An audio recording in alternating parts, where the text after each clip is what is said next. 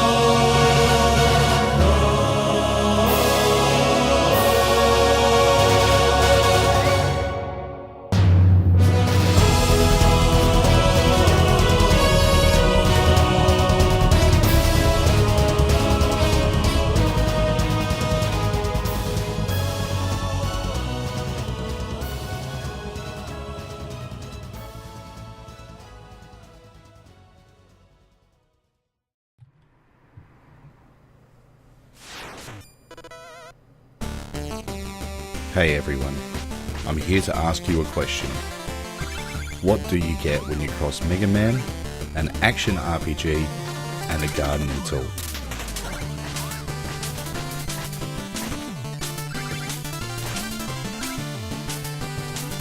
You get Shovel Knight, an 8-bit side-scroller that backfills every hole in a retro gamer's heart. It started life as a Kickstarter, and digging up 3 times the funding goal, Yacht Club Games have delivered in spades. Shovel Knight was released during Steam's summer sale this year, which was a bold move by the creators.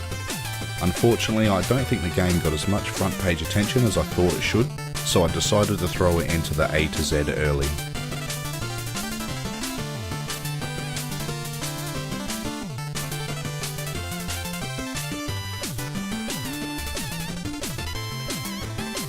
Shovel Knight is on a quest to return to the Tower of Fate to unearth what happened to his beloved Shield Knight.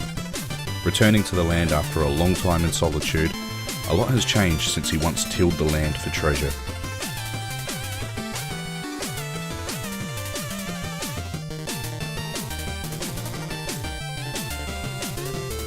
A new group, only known as the Order of No Quarter, being led by the evil Enchantress, has arisen in the absence of our champion of justice, Shovel Justice. Our spaded hero will travel the land and defeat each member of the Order of No Quarter by tilling through their levels, each themed on their names.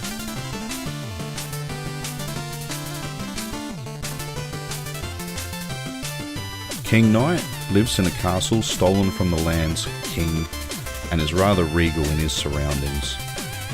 Spectre Knight dwells in the Graveyard Keep, surrounded by its undead minions and carries a large scythe. Propeller Knight flies around in a giant airship, and Treasure Knight lives in a half-submerged submarine. This isn't all the characters you'll meet on your journey, there are a pile more.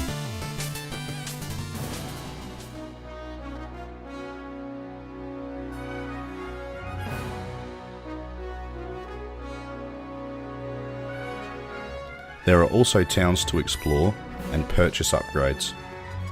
The gastronomer will fix you a meal for extra health, magic vials to use your trinkets more frequently, terrible puns, a travelling merchant called Chester who can appear in your travels, and all other forms of stores for music, armour, and even upgrades for our hero's weapon of choice.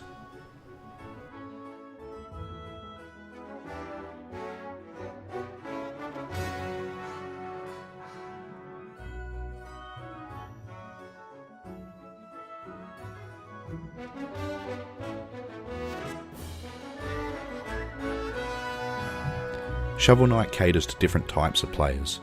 If you want to collect all the items, it has a new Game Plus mode where you can play through again with all of your upgrades and tougher enemies. It includes achievements for those of you who can't get enough of them. and is also tailored to speedrunners, adding enough of a challenge to set new records each playthrough.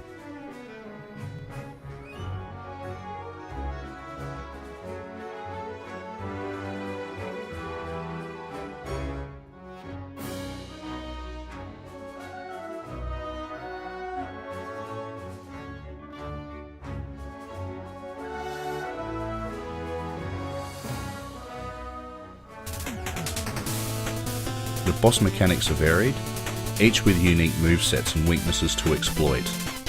None feel cheap, and pose a great challenge with a lot of surprising changes at varied health statuses.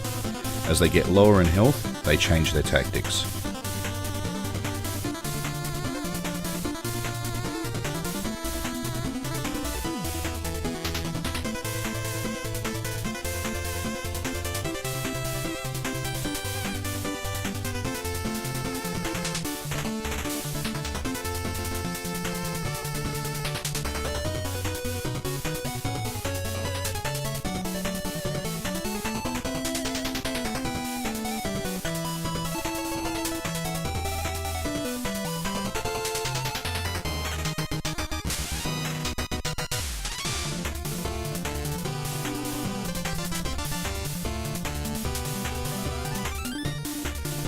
Mini-bosses are also present in the levels, each one with their own mechanics as well, and sometimes appearing a couple of times throughout the stage just to keep you on your toes. Random mini-boss events and challenge levels are also available on the world map, so keep an eye out for them. Some contain shovel loads of loot.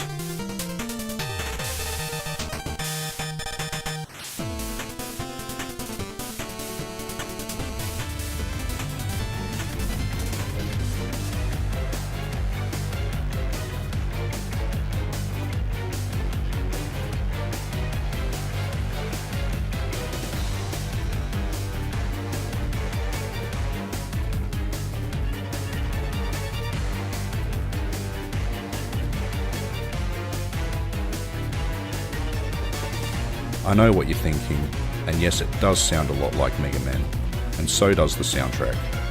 The music was composed by Jake Kaufman, and joining him is the legendary Minami Matsuno, who created the music and sound effects for the original Mega Man, one of the greatest soundtracks of all time. If you like what you hear during the video, pop past their Bandcamp page and pick up the original soundtrack and the arranged remixes on a Pay What You Like pledge to dig up a bargain. Links are in the video description.